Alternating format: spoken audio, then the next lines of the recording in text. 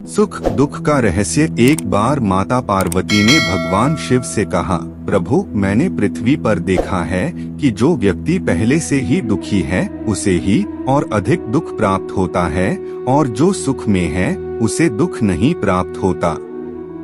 महादेव ने इस बात को समझाने के लिए माता पार्वती को धरती पर चलने के लिए कहा, और दोनों ने मनुष्य रूप में पति पत्नी का रूप लिया और एक गांव के पास डेरा जमाया।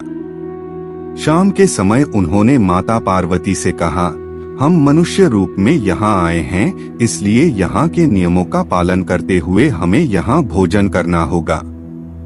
इसलिए मैं भोजन सामग्री का प्रबंध करता हूँ, तुम भोजन बना।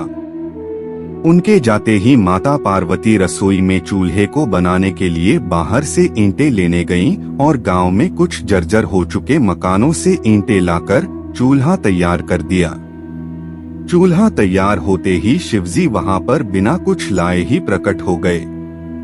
माता पार्वती ने उनसे कहा, आप तो कुछ लेकर नहीं आए, भोजन कैसे बनेगा? शिवजी बोले, पार्वती अब तुम्हें इसकी आवश्यकता नहीं पड़ेगी। महादेव ने माता पार्वती से पूछा, तुम चूल्हा बनाने के लिए इन ईंटों कहां से लेकर आईं?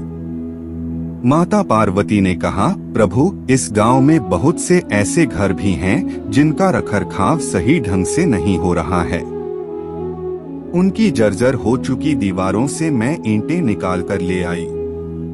महादेव ने फिर कहा, जो घर पहले से खराब थे तुमने उन्हें और खराब कर दिया। तुम ईंटें उन सही घरों की दीवार से भी तो ला सकती थीं। माता पार्वती बोली, प्रभु उन घरों में रहने वाले लोगों ने उनका रखरखाव अच्छी तरह से किया है और वो घर सुंदर भी लग रहे हैं। ऐसे में उनकी सुंदरता को बिगाड़ना उचित नहीं होता। महादेव बोले, पार्वती यही तुम्हारे द्वारा पूछे गए प्रश्न का उत्तर है। जिन लोगों ने अपने घर का रखरखाव अच्छी तरह से किया है, यानी सही कर्मों से अपने जीवन को सुंदर बना रखा है, उन लोगों को दुख कैसे हो सकता है? मनुष्य के जीवन में जो भी सुखी है वो अपने कर्मों के द्वारा सुखी है, और जो दुखी है वो अपने कर्मों के द्वारा दुखी है। इसलिए हर एक मनुष्य को अपने जीवन में ऐसे ही कर्म करने चाहिए जिनसे इतने सुदृढ़ और सुंदर भवन का निर्माण हो कि कोई उसकी एक ईंट भी निकालने न पाए।